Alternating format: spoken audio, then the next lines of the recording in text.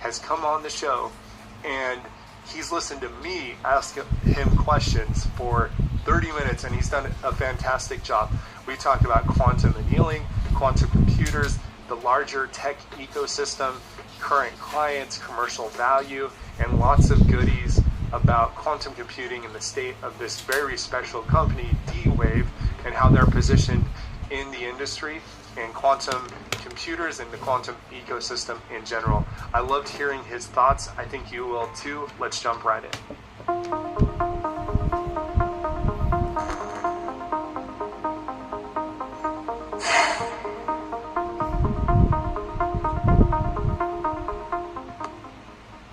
Hi, Murray. So welcome to the Quantum Bull. Thank you so much for coming on for this interview. Tell us a little bit about yourself and your history with D-Wave. This is your brain when you're struggling to focus. And this is your brain when you're in the zone. But getting in the zone. For sure. So I'm the Vice President of Quantum Technology Evangelism at D-Wave. So my primary role is to help global businesses and organizations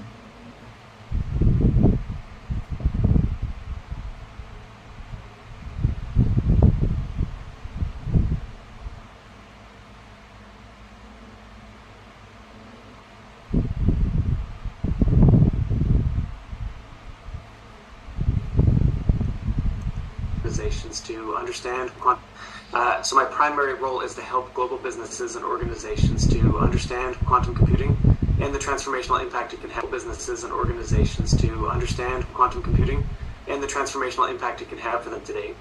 I've been with D-Wave a little over 22 years, and when I started, I was, designing and building the quantum computing systems. I have actually built a few quantum computers by hand. I also spent about 6 years out in the field talking with our customers and working with our partners and then helping with them write their first software programs for quantum computing technology. And then I've also been on our software teams, really building out the technology stack to help people get business value with quantum computing technology quickly. Things like our Ocean open source software development kit, our Leap quantum cloud service, and our hybrid solvers. So it's been a really exciting journey, and I'm really excited to be here to talk with you, Majid. Awesome. And thank you so much again for coming on. And we actually got a chance to meet in person at Qubits 2025. You were the MC of events, and you did an outstanding job. It seemed like you were a seasoned vet. Have you done that before? It's my third year as the MC for Qubits, yeah. Well, it's awesome to have that talent in-house. You did a fantastic job, and the energy at the Qubits 2025 conference this year, it was my first one, but it just seemed outstanding. Like everyone was very energized, and there were a lot of customers that just had a lot of great things to say about D-Wave, and just it was a really great atmosphere. Is that kind of how you experienced it as well? Yeah, I mean, I feel like that is definitely my experience, and that's what we're hoping people will get from it as well. I mean, I think one of the principal challenges in quantum computing right now is helping people to understand the technology and how they can make use of it. In my role at D-Wave, I really try to connect with folks and share those stories and tell them about it.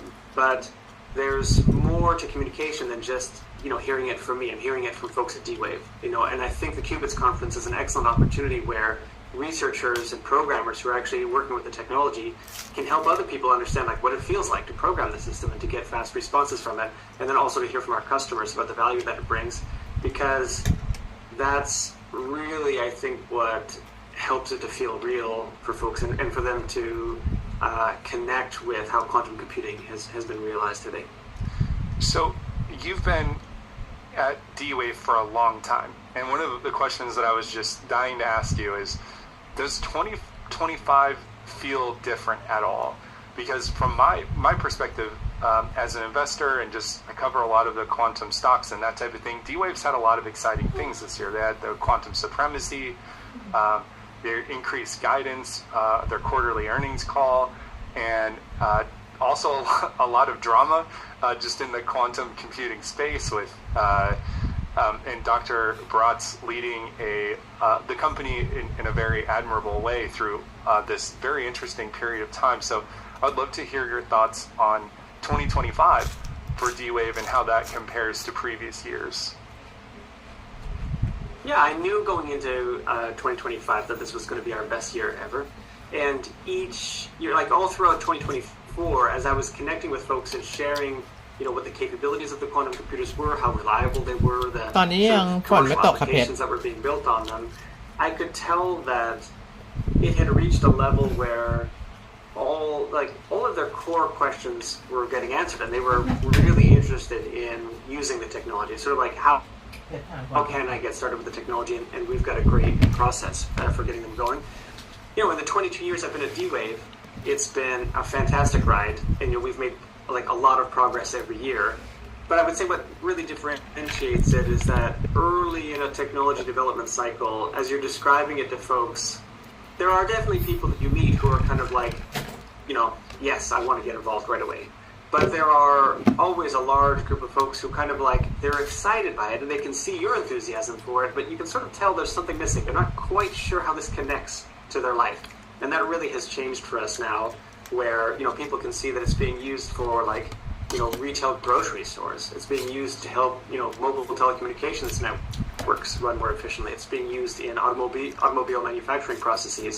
And once, actually, that's kind of an important observation, is that most of us understand the technology in our lives through the applications we use it for. So being able to share those application use case stories is really helping people to connect with quantum computing and understand how it, it บ้าน relates ผมตกแรงมากฟ้าแรงมาก Awesome.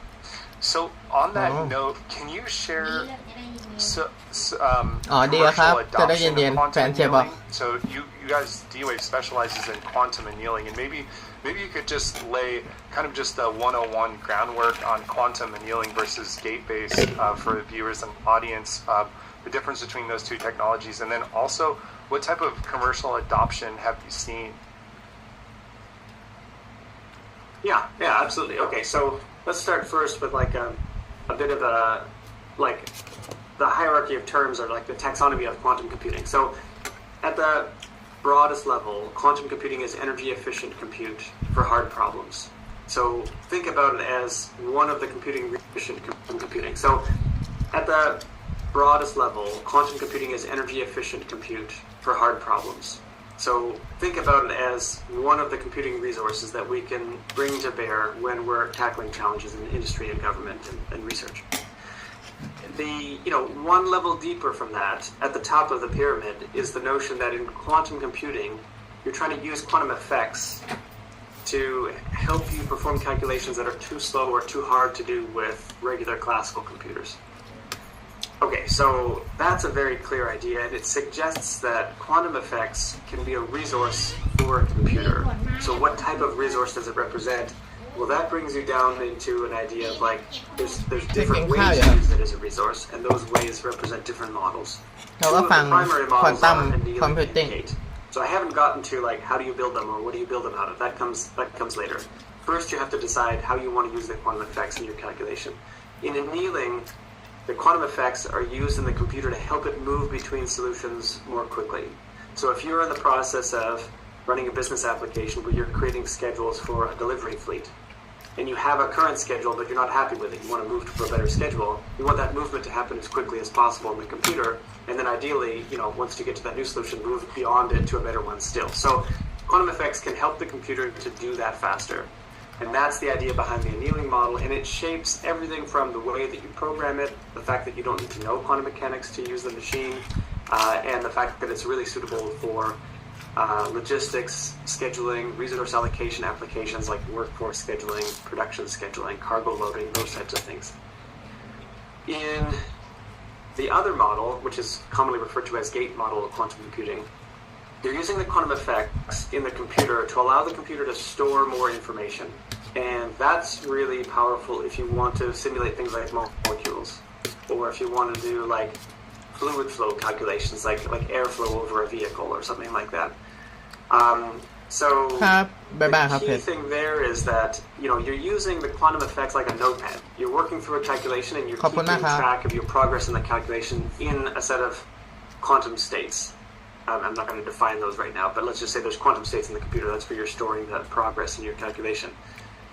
The trick there is that quantum states are famously delicate. They're famous for kind of collapsing. And so what happens is that when you're using the computer quantum mechanics to store more information in the computer, and the quantum state collapses, the information disappears. So your progress in the calculation has disappeared. So you need to know quantum mechanics as you're designing algorithms for those systems. And they're much more tailored for quantum chemistry and, like I said, fluid flow calculations. And because of that power and sensitivity, we need error correction to get from, putting devices together into the information processing stage for those computers. So at D-Wave, we're building both because they're both very relevant for accelerating some very important applications. It's just that the annealing model is for applications that we can work with today, and I have some examples in the second part of the answer. And the gate model is for tackling some really important applications in the future.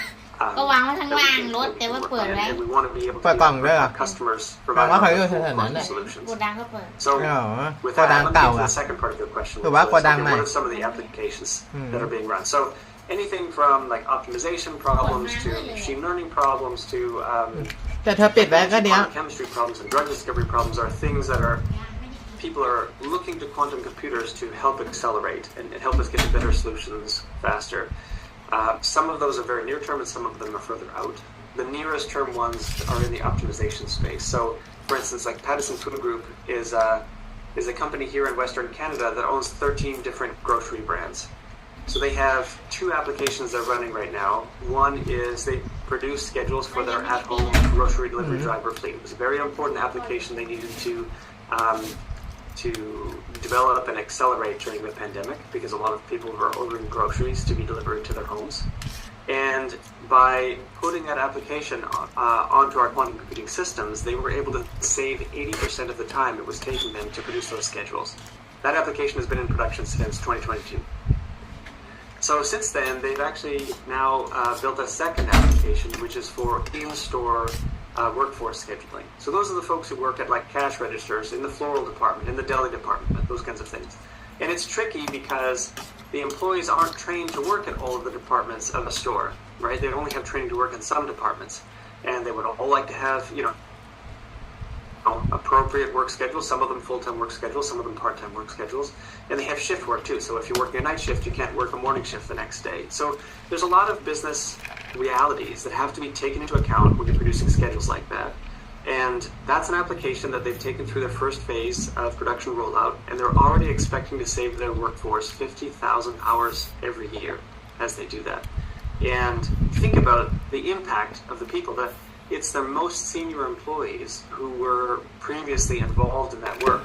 So now, work that was probably not their favorite part of their day, they're able to leave behind, get out from behind their computers, and start working with their more junior employees and train them up, give them new skills, and work with their customers. Those are the types of interactions in our business that are what bring us a lot of motivation and value. So those are two applications, both from that retail sector, and I have a couple more, but I wanted to just pause there.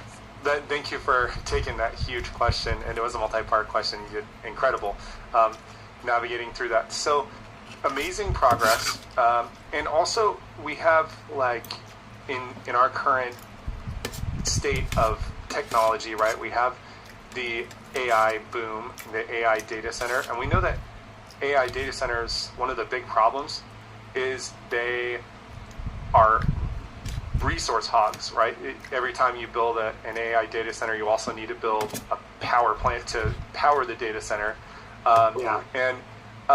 So annealing is particularly good at optimization, right? So that's my understanding. So in recent interview, I think Dr. Baratz went on an Opto YouTube channel, and he talked a little bit about how there was a period of time where scientists believed that gate-based quantum computers could solve all problems. So most companies focused on that, and then by chance or a twist of fate is what he said, D-Wave focused on annealing, and it turns out that both annealing and gate-based are needed for different problems. So can you talk a little bit more about just how annealing quantum computers and how D-Wave is positioned to potentially help with this AI data center power problem, and what type of problems it can solve that AI data centers can't solve. With the YouTube Music app, you can start a radio station with up to 30 artists. Yeah, okay. Let's begin with, okay, we've got the power problem and we've got the gate model approach. So,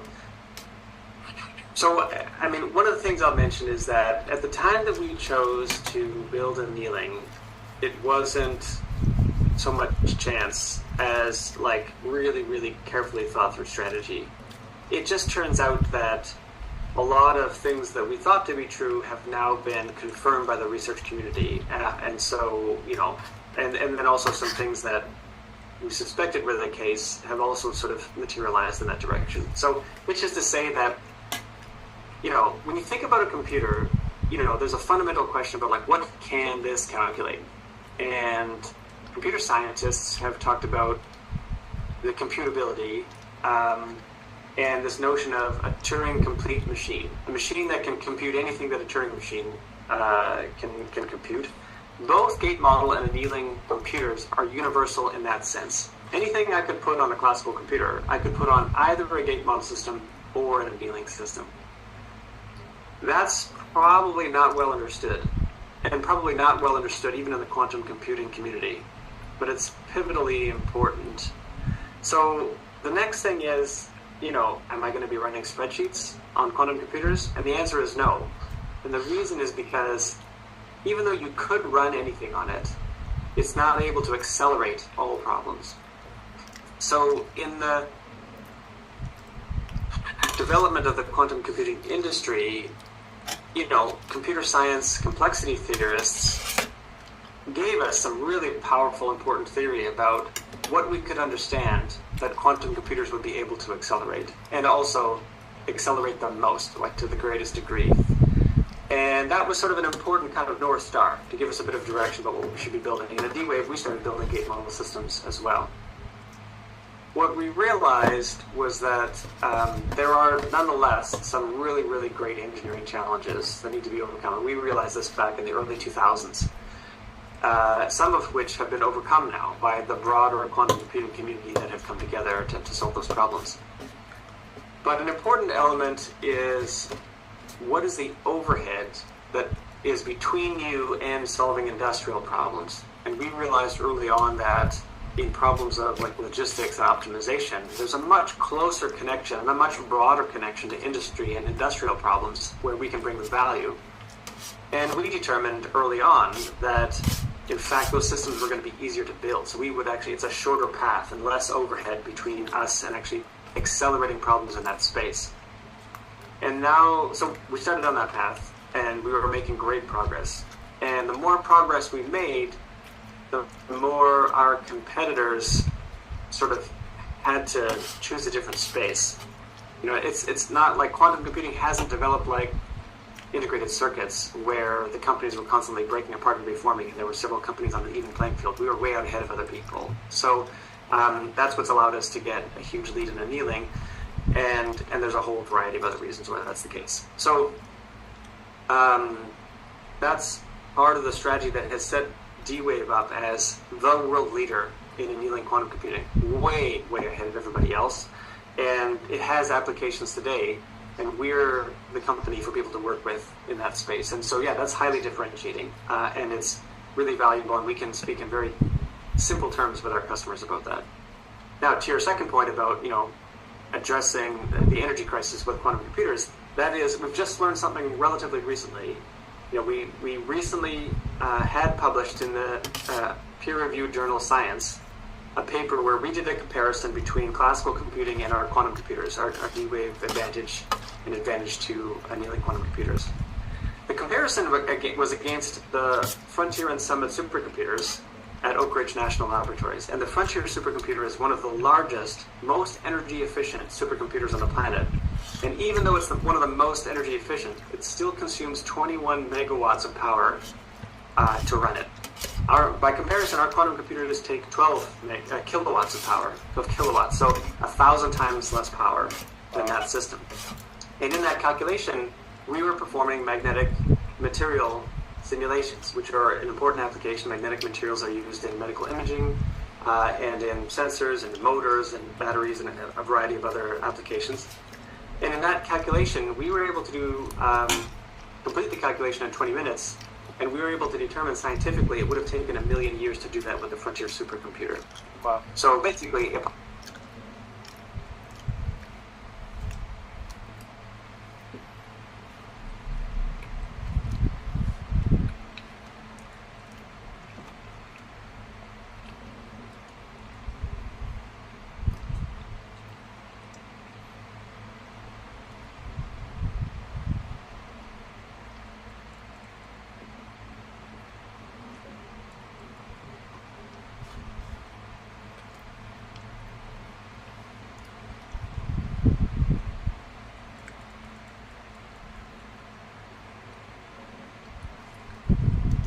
possible to do. And then what's phenomenal about that is that the energy savings from that calculation, in order to have done it with a supercomputer, it would have taken the energy consumption equivalent of global electricity consumption annually. And the electricity consumption on the quantum computer was less than $1. So that speaks to the fact that we've got this new computational resource that previously had never existed. And if we can take some really, really difficult problems and offload them off of these sort of energy-consuming resources with classical computing and put them onto quantum computers, we have an opportunity to transform the energy consumption of our compute platforms in a really big way. So, brilliant. Thank you so much for the insight. And again, I'm throwing some complex questions at you, and you're doing amazing. I do want to ask, so with this specific problem of, I would say the whole industry, because I cover a lot of different quantum stocks, and a lot of the conversation is, for example, there was a Time magazine article that was released yesterday that said the quantum era is now. We're in the quantum era, but it's not going to happen like we're not going from an iPhone 11 to an iPhone 12. It's going to be a lot of small baby steps, a lot of small progress into suddenly all these quantum computers are going to be kind of working behind the scenes and improving and enhancing things. So how do you see it? And I made a video on this actually, and I did kind of knock Time magazine a little bit because we didn't mention D-Wave, and D-Wave is the most obvious of all the quantum companies that's currently bringing commercial value today. So can we talk a little bit more about the commercial value just in the last few weeks? Can you talk a little bit about that and their potential use cases, and then maybe use cases of other clients that are getting commercial value today? Yeah, absolutely. So Davidson's headquarters in Huntsville, Alabama, are really centered around a set of government customers who have a variety of important logistical applications. So if you think about it, there are a number of ways that we can use this in the commercial sector to help people with logistics and supply chains and getting products built and getting shipments out on time. But similarly, there are a variety of applications in the operation of our government, in construction processes and in defense, where, we need to coordinate the movement of a lot of physical systems in order to make sure that we're, properly organized and properly defended at all times, against threats. And Davidson has really pioneered the way in looking at applications in that space and making connections between annealing and those applications. For instance, with phased array radar systems, where they're communicating with these radar systems with objects that are moving really quickly, and they've been able to increase the efficiency with which they're able to communicate by 15% between those systems and those moving objects, using an optimization involving our technology. So having that center there gives us a really unique opportunity. It allows us to connect with folks in the defense and government space, also in a way that I think allows them to progress and grow towards some of their higher value mission critical applications over time. And that's not the kind of thing that you can take lightly or with standard commercial IT infrastructure. You really have to work with a partner like Davidson who knows exactly how to meet those demands and set up that technology effectively. And so that sort of involves their application. You asked also about other examples of advantage. So in the case of NTT Docomo in Japan, they have been working with our technology. They run telecommunication networks in Japan, and so they were looking at as we move around with our cell phone devices, we're moving and keeping a connection to cell towers, which are basically fixed in place. And the way that they do that is they send paging signals between devices to sort of figure out which you're closest to and make sure that your core base station is kind of being changed to sort of map with wherever you happen to be moving. Using quantum hybrid optimization there, they were able to reduce the number of paging signals between the base stations and the cell towers by 15% during peak loads. So what that means is that they can effectively increase the capacity of that network by 15%. And that's an application that they're rolling out across their 250,000 base stations in Japan. So that's the thing about these quantum optimization examples is once you're able to demonstrate sort of a proof of commercial viability, a proof of mission viability for the technology in an application, and then you start rolling it out across a large, broad network, there's a huge gain and huge savings you can make in terms of the efficiency, the operational capacity of that network over time. And that's the same with human resources, with physical resources like trucks and deliveries and boxes and products, and also with telecommunication resources in that example. Amazing. So another company that comes to mind is Japan Tobacco. And I know you, D-Wave, released some joint research or a press release. I'm a little bit, I might need a refresher, but there's been some research done with Japan Tobacco and the quantum annealing. What is that about, and what is being learned there? Yeah, so Japan Tobacco, their pharmaceutical division, is really interested in the development of new pharmaceutical drugs for medical therapeutics. And they know that the task of using artificial intelligence frameworks for discovering those new drugs is challenging. And so we've worked together with them to pioneer and develop a new technique where we're adding in some modeling strength, a component that basically attaches into their machine learning workflow and is helping them to discover better viable candidates in that process. So, that's very exciting. In the space of artificial intelligence, we have plugins in scikit-learn that machine learners can use quickly and easily when they want to use it for feature selection in their model creation and their recommender systems and binary classifiers for people who are building their own machine learning models. And then, a little bit deeper on the research side, you've got groups like JT's pharmaceutical division who are really advancing and creating some new models using structures like restricted Boltzmann machines, using our quantum computing technology to help them with that process. So I think it's very exciting times, and I think a harbinger for the fact that the more smart people that we can bring to this technology and begin experimenting with it, the more of these productive workflows we can start discovering and then add to the toolkits that machine learning and artificial intelligence practitioners are able to use.